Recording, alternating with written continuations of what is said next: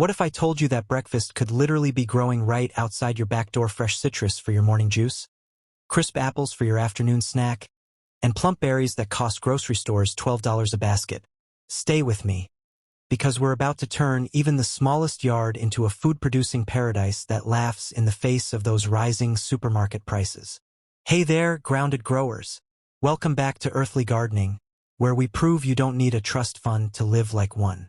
If you're new here, you've just stumbled into the corner of YouTube where practical meets possible, and every video is designed to put money back in your wallet while putting real food on your table. I'm so glad you're here. Before we dig into this orchard magic, do me a quick favor: smash that subscribe button and ring the bell so you never miss our budget-friendly gardening secrets. And here's the thing.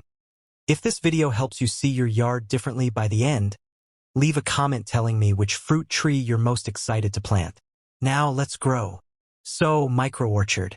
I know what you're thinking. Orchard sounds like something that belongs on a sprawling countryside estate, not my quarter-acre suburban lot. But here's where it gets interesting. A micro-orchard is basically the younger sibling of traditional orchards. We're talking about strategically placing dwarf or semi-dwarf fruit trees in compact spaces to create your own backyard produce section. Think of it as creating a living grocery store that never closes, never runs out of stock, and definitely never charges you $9 for 4 organic peaches. Section 1. Why this actually makes sense. Let me break down why this isn't just another gardening trend that fizzles out. First off, the average family spends roughly $200 to $300 monthly on fresh fruit. That's close to $3,000 yearly. Now imagine slashing that bill while actually upgrading the quality of what you're eating. No wax coatings, no questionable storage facilities, no wondering how many hands touched your food before it reached your kitchen. Just you, your tree, and nature doing what it does best. But here's what really sold me on this concept. Dwarf fruit trees, the backbone of any micro-orchard, typically reach only 6 to 10 feet tall. That's shorter than your average bedroom ceiling. They produce full-sized fruit, just on a smaller tree frame. It's like nature's way of saying, hey, I know you don't have 40 acres, so let me make this work for you. These compact varieties fit into corners, line fences, squeeze into raised beds, and some even thrive in large containers on patios. Your space limitations just became irrelevant. Section 2. The foundation work nobody talks about. Alright, let's talk about something most channels skip because it's not glamorous, but it's the difference between trees that thrive and trees that barely survive. Before you spend a single dollar on any plant, you need to understand your land's personality. And yes, your yard has a personality. Start with sunlight mapping. This sounds technical, but it's actually simple. Grab your phone and set 3 alarms: morning, noon, and late afternoon. When each alarm goes off, walk your yard and notice where the sun is hitting. Fruit trees are sun worshippers. They need at least 6 hours of direct light daily. 8 hours is even better. That shady corner under your oak tree? Beautiful for hostas, terrible for apples. Mark your sunny zones because that's where the magic happens. Next up, soil investigation. You don't need a lab test right away, but you should know what you're working with. Grab a handful of soil after a light rain. Does it clump into a ball and stay there? That's clay. Does it fall apart immediately like sand? That's sandy loam. Does it hold shape but crumble when you poke it? Congratulations, you've got the Goldilocks soil, loamy and balanced. Most fruit trees prefer that middle ground, but don't panic if you've got clay or sand. We can fix almost anything with amendments, and I'll show you exactly how in just a moment. Now, here's the step everyone forgets: checking your hardiness zone. This determines which trees will actually survive your winters. You can find your zone with a quick internet search using your zip code. Once you know your zone, you're shopping smart instead of guessing. A Meyer lemon tree sounds amazing until you realize it dies the moment your temperature drops below 20 degrees. Match your dreams to your reality, and you'll save yourself heartbreak and money. Section 3. Choosing your tree cast. Picking fruit trees is like casting a movie. You need stars that work well together, don't compete for the spotlight, and actually show up when you need them. Let me introduce you to the heavy hitters that belong in almost every micro-orchard. Dwarf apple trees are your reliable leads. Varieties like Honeycrisp, Fuji or Gala grow beautifully in zones 3 through 8, produce fruit within 2 to 3 years, and handle pruning like champions. Here's an insider tip. Many apples need a pollination partner, meaning you'll need 2 different varieties planted within 50 feet of each other. But some varieties, called self-fertile, can go solo. Look for names like Granny Smith or Golden Delicious if you're only planting one. Cherry trees, especially the dwarf versions, are your scene stealers. Stella cherries are self-pollinating, which means Lone Ranger planting is totally fine. They work in zones 5 through 9, and there's something absurdly satisfying about walking outside in June and picking warm cherries straight from the branch. No ladders, no stress, just fruit at arm's reach. For warmer regions, citrus trees are non-negotiable. Dwarf Meyer lemons, key limes, and even compact orange varieties grow phenomenally in zones 8 through 11. If you're in a colder area, don't count yourself out. These guys do surprisingly well in large pots that you can will indoors during winter. I'm talking about turning your sunroom into a citrus paradise that makes your house smell incredible from December through March. Peach trees deserve serious consideration, especially varieties like Bonanza or El Dorado. They're compact, self-pollinating, and unbelievably productive. One healthy dwarf peach tree can give you 50 to 70 pounds of fruit per season. Let that sink in. That's enough peaches for fresh eating, freezing, canning, and still having extras to share with neighbors who'll suddenly become your best friends every August. Fig trees are the underrated champions nobody talks about. Brown turkey and Chicago hardy figs grow in containers, tolerate zones 6 through 9, and produce fruit so sweet you'll wonder why anyone buys those sad grocery store versions. Plus, figs are self-pollinating and ridiculously low maintenance once established. Quick pause if you're getting excited about the possibilities here. Go ahead and hit that like button. It tells YouTube that real people find this valuable, which means more folks discover these money-saving strategies. Also, drop a comment right now and tell me, are you Team Citrus, Team Berries, or Team Stone Fruit? I read every single comment, and your answers actually help me plan future videos. Alright, let's keep building your orchard. Section 4, the planting process decoded. Now we get to the fun part, actually putting these trees in the ground. But here's where most people sabotage themselves without realizing it. They dig a hole, plop the tree in, and hope for the best. That's like buying a car and never changing the oil. It might work for a while, but eventually things go sideways. When you bring your tree home, first check the roots. If it's container grown, you'll probably see roots circling the bottom. This is called being root-bound. Take a knife or your hands and gently rough up those roots, breaking that circular pattern. I know it feels harsh, but you're actually helping the tree spread roots outward into its new home instead of continuing that endless circle that leads nowhere. Dig your hole twice as wide as the root ball, but only as deep as the root ball itself. This is crucial. If you dig too deep and the tree settles, the graft union, that weird bulge near the base of the trunk, ends up below soil level. When that happens, you lose all the benefits of the dwarf rootstock, and your dwarf tree starts acting like a standard-sized tree. Keep that graft union 2 to 3 inches above ground level. Mix your native soil with compost at about a 60-40 ratio. 60% native soil, 40% compost. This gives your tree nutrients without shocking it with a completely foreign environment. Think of it like helping someone adjust to a new city. You want familiarity mixed with improvement, not total upheaval. Create a small ridge of soil around the perimeter of your planting hole.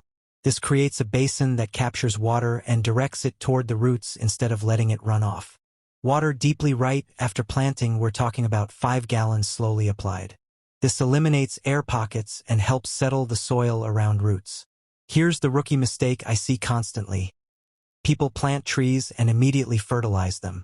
Don't do this. Your tree is in shock from being transplanted. The last thing it needs is a blast of nutrients it can't process. Wait at least 6 weeks before introducing any fertilizer.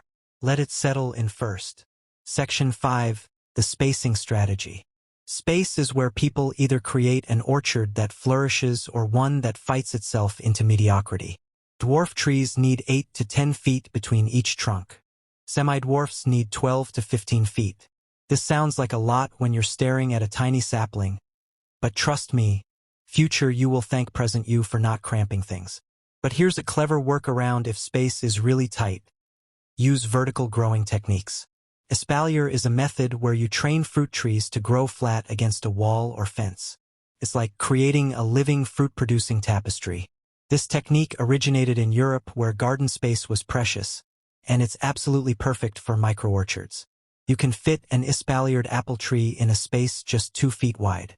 It takes some patience and regular pruning, but the payoff is stunning both visually and in terms of harvest. Another space-saving trick is intercropping. Between your young fruit trees, plant low-growing crops like strawberries, lettuce, or herbs. These companions make use of empty ground space while your trees mature, and some actually benefit your trees. Certain herbs like basil and chives can deter pests naturally. You're essentially stacking your garden functions: fruit up high, vegetables and herbs down low. Same square footage, double the productivity. Section 6. Maintenance that actually matters. Let's talk about keeping these trees healthy without becoming a slave to your garden. The secret is working smarter, not harder. Watering is your #1 priority, especially in the first 2 years. Deep, infrequent watering beats shallow, frequent watering every time. Think about it this way. If you water lightly every day, roots stay near the surface chasing that moisture. But if you water deeply once or twice weekly, roots dive deep searching for water, which creates a stronger, more resilient tree.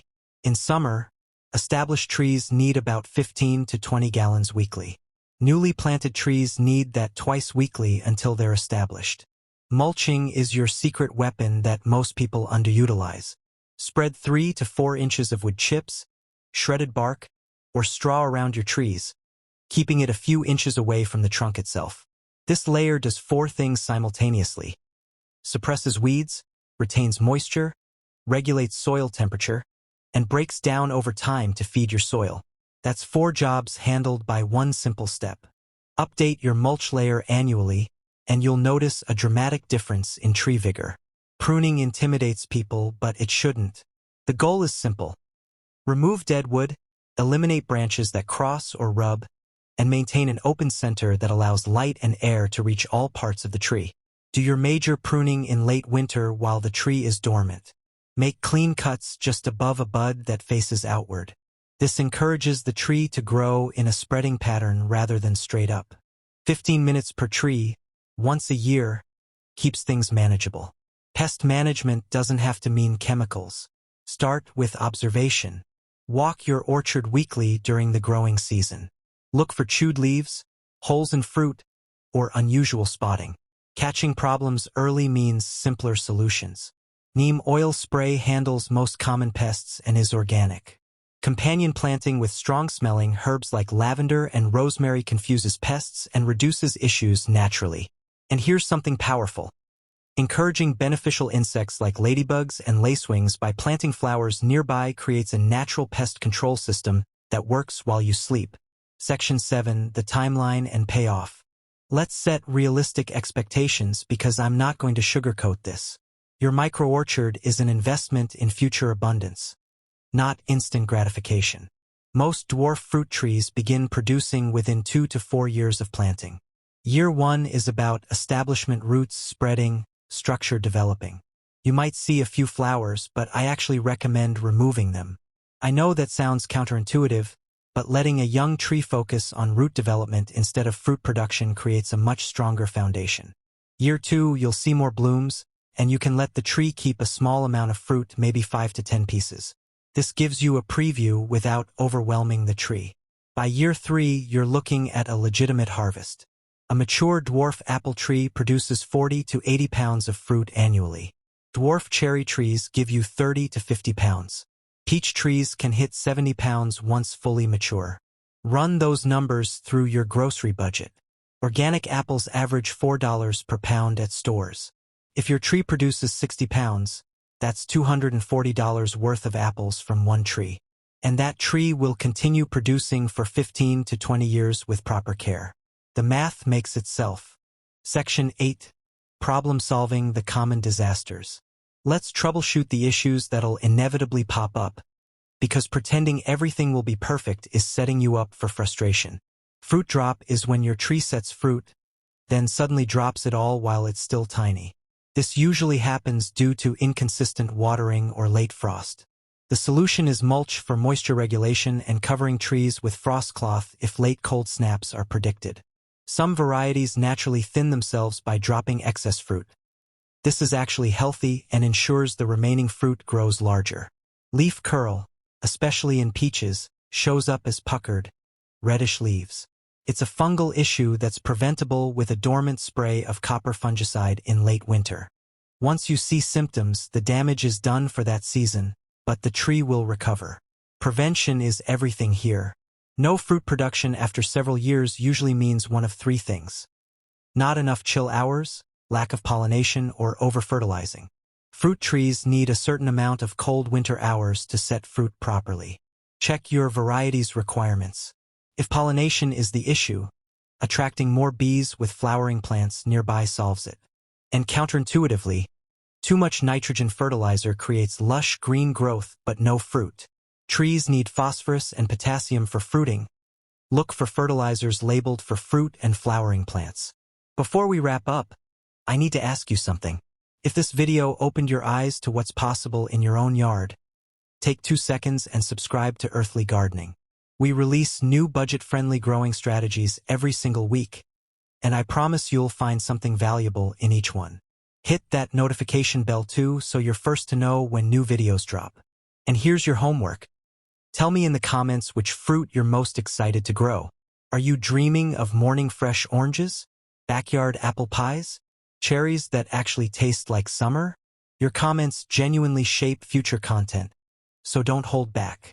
Look, starting a micro-orchard isn't about having the perfect property or unlimited budget. It's about recognizing that even small yards can produce abundance when we think strategically. It's about taking control of where your food comes from and refusing to accept that grocery stores are your only option. Every tree you plant is a statement that you value quality, sustainability, and keeping more money in your pocket instead of corporate cash registers. Your micro-orchard starts with one tree, just one. Maybe it's a dwarf apple planted this fall. Maybe it's a lemon tree in a container on your patio next spring. The specific choice matters less than making the choice itself. Start small, learn as you grow, and within a few years you'll be harvesting fruit that tastes better and costs less than anything available in stores. Thank you so much for spending this time with me today. If you got value from this video, share it with someone who's always talking about eating healthier or saving money. This gives them both. I'll see you in the next video, where we're covering something that'll blow your mind about composting methods that cost absolutely nothing. Until then, keep growing, keep learning, and remember you don't need a fortune to live abundantly. You've got this.